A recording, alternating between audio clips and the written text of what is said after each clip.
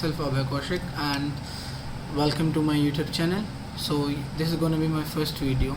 इसमें हम थोड़ा बहुत इंट्रोडक्शन और साथ साथ में हमारा जो टॉपिक है वो कवर करेंगे, ट्राई करेंगे कवर करने की। जितनी नॉलेज मेरे को है मैं कोशिश करूँगा कि आपके साथ शेयर कर सकूँ। सो हमारा आज का टॉपिक है कि हम हमारी कंट्री से, इंडिया से विदेश में कैसे जा सकते हैं। मतलब कैसे जा सकते हैं कि मतलब एज ए टूरिस्ट कैसे जा सकते हैं, एज ए स्टूडेंट कैसे जा सकते हैं और एज अ वर्कर कैसे जा सकते हैं, कि मतलब हम वहाँ जाकर काम कैसे कर सकते हैं।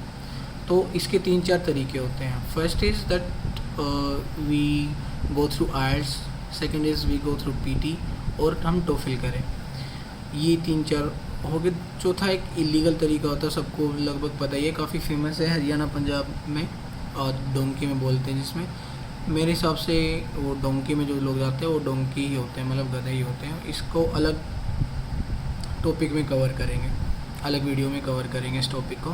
सो इस वीडियो में हम ट्राई करेंगे कि आइल्स के बारे में बात करें, उसका थोड़ा बहुत बेसिक ओवरव्यू ले लें, फिर उसके बाद नेक्स्ट वीडियोज़ में स्टेप बाय स्टेप चलेंगे और इन डिटेल एक्सप्लेनेशंस देते जाएंगे। सो आइल्स में क्या होता है, आइल्स का फर्स्ट ऑफ ऑल आइल्स की फुल फॉर्म होती है international English language testing system. So ये क्या है टेस्टिंग सिस्टम, इसमें होता क्या है। मान लो हमें साउथ इंडिया में जाना है, मान लो ये साउथ इंडिया को नॉर्थ इंडिया में आना है, साउथ इंडिया वालों को। तो क्या होगा कि एक लैंग्वेज बैरियर आ जाता है बीच में। मतलब हम सब कन्नड़ या तमिल या फिर ये केरल, ये ऐसे मतलब जो भी वहाँ पे लैंग्वेज बोली जाती है हम वो नहीं बोल सकते, और सिमिलरली वो लोग भी हिंदी नहीं बोल सकते सब के सब।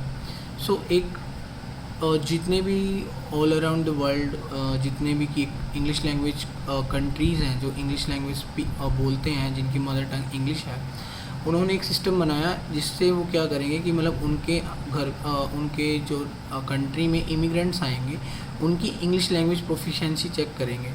उसकी हेल्प से क्या होगा कि जो लैंग्वेज बैरियर है वो कम हो जाएगा और बंदा मतलब एक दूसरे के साथ इजीली कांटेक्ट कर पाएंगे।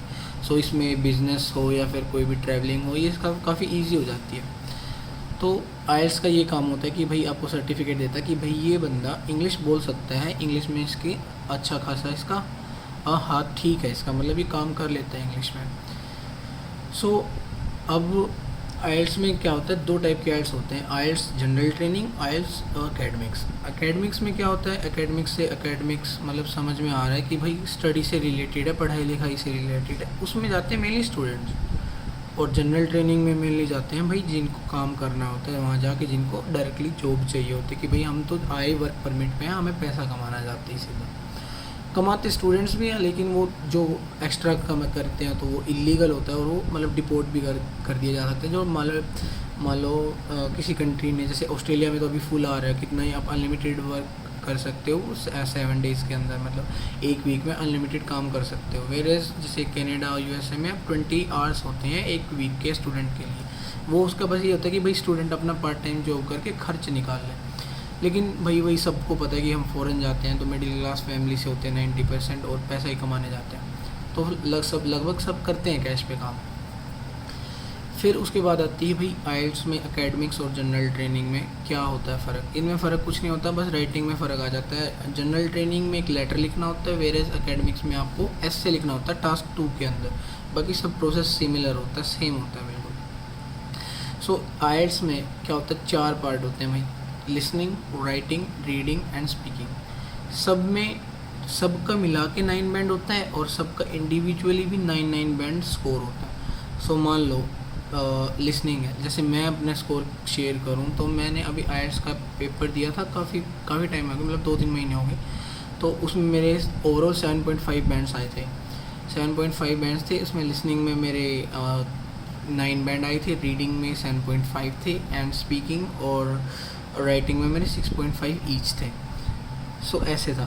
तो इनमें 9 में से अलग अलग में और एक 9 टोटल बनता है, उसमें से फिर ओवरऑल निकालते हैं, ऐसे होता है। अब हम बात करें रीडिंग की सबसे पहले, तो रीडिंग में क्या होता है, आपको ना पैसेजेस दिए जाते हैं और 40 क्वेश्चंस होते हैं। उन 40 क्वेश्चंस में से आपको 2-3 पैसेजेस दिए जाते हैं। उन पैसेजेस में से आपको क्या करना होता है, आंसर्स सॉर्ट आउट करके और अपनी आंसर शीट में लिखने होते हैं। इसके बाद हम बात करें स्पीकिंग की। स्पीकिंग में क्या होता है, कुछ नहीं होता, एक इंटरव्यू होता है छोटा सा, मतलब 15-20 मिनट का। उसमें थोड़ा प्रोफेशनल सा लगता है लेकिन होता नहीं है वो। उसमें क्या होता है भाई, आपको कोई भी मतलब एक लोकेशन दे दी जाती है, तो कोई एग्जामिनेशन हॉल होगा या फिर कोई 4 स्टार होटल होता है जिसमें आपको बुलाया जाता है। और जैसे मतलब मेरे साथ जो हुआ था मैं बताऊं तो, कि एक 4 स्टार होटल था। ऑल दो उसमें मेरा ना टाइम था 3:30 का दोपहर में, लेकिन मैंने ना 2 बजे तक मैं अपना एग्ज़ाम दे के बाहर आ गया था। उसमें क्या हुआ भाई, जैसे मेरे को बुलाया गया, पहले मेरे डॉक्यूमेंट्स चेक किए और वो लोग बोले कि सर आप ऊपर आ जाइए। ऊपर आके एक अलग रूम में मेरी फ़ोटोग्राफ ली उन्होंने और मेरे डॉक्यूमेंट्स चेक किए, पासपोर्ट मांगा उन्होंने, उसमें मेरे साइन वगैरह करवाए। तो फिर उसके बाद जो इंटरव्यू लेता है हमारा जो भी टीचर होता है या जो भी मतलब उनका एग्ज़ामिनर होता है, वो हमें बुला लेता है कि भाई मैं हाँ रेडी हूँ, भेज दो आप। तो आप जाते हो, वो बाहर ही खड़े मिलते हैं आपको, अंदर लेके जाते हैं, बोलते हैं कि आपको कंफर्टेबल करेंगे। ऐसे नहीं है कि मतलब जाते लग जाएंगे भाई कि यस लेट्स गो स्टार्ट, ऐसा नहीं होता। मतलब बिल्कुल आपको कंफर्टेबल करेंगे कि आप कंफर्टेबल हो, आप स्टार्ट कर सकते हैं। तो आपसे पूछ के सब कुछ होगा वहाँ पे। ऑल्दो भाई नहीं होता, मतलब एग्ज़ाम का प्रेशर काफ़ी ज़्यादा होता है, बंदा फिर ना डर जाता है थोड़ा, अंदर से फ़र्क होता है उस बात का। तो उसमें फ़र्स्ट ऑफ़ ऑल आपसे जनरल क्वेश्चंस पूछेगा जैसे आपका नाम, आपकी सिटी, आपके पेरेंट्स क्या कर सकते हैं, वो कुछ भी पूछ सकते हैं, आपकी हॉबी क्या है, उनकी मर्ज़ी है।